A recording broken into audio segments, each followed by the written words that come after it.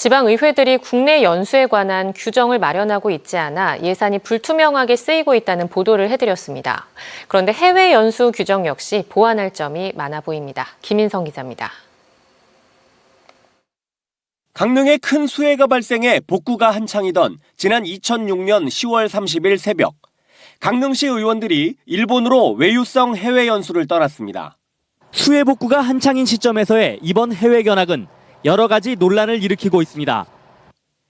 이후 강릉시 의회를 비판하는 보도가 이어졌습니다. 이들의 목적과 일정, 구체적인 예산 사용처와 다녀온 뒤 내실 있는 보고서를 내도록 하는 등의 내용이 담긴 조례가 필요하다는 지적입니다. 2007년엔 동계올림픽 총회 참석을 위해 과테말라로 떠났던 강릉시 의원 등 일부 인사들이 관광과 골프를 즐기고 온 사건까지 발생했습니다. 결국 2007년 4월 강릉시 의회는 강릉시 의회 의원 공무 국외연수 규칙을 만들었고 2019년 전부 개정해 현재에 이르고 있습니다. 그렇다면 공무 국외연수 규칙은 제대로 만들어져 잘 지켜지고 있을까?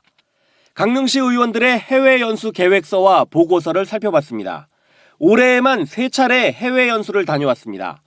이들이 올려놓은 사전 계획서를 보면 연수 목적과 내용, 기간, 국가, 참가자 명단, 경비까지 세세하게 나와 있습니다.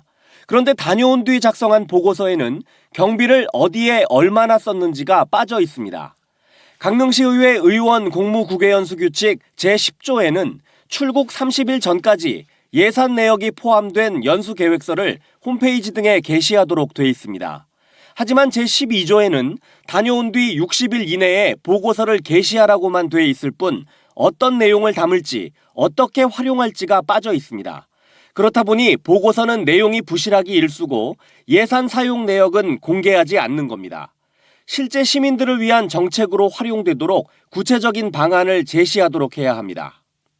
보고 배운 것이 시민들의 삶에 반영될 수 있도록 정책으로 나갈 수 있도록 공직자와 협의하고 사후에 논의하는 그런 것들이 상설화됐으면 좋겠습니다. 지방의회들도 이런 지적에 공감하고 있습니다.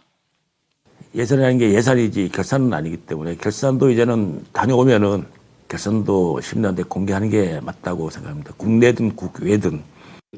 예, 그걸 좀 보고 우리가 해야 될 부분을 좀 더 상세하게 투명하게 시민한테 알려야 될 어떤 이런 부분에 대해서 미흡한 부분이 있으면은 그것도 다 보완해서 그렇게 할 생각이에요.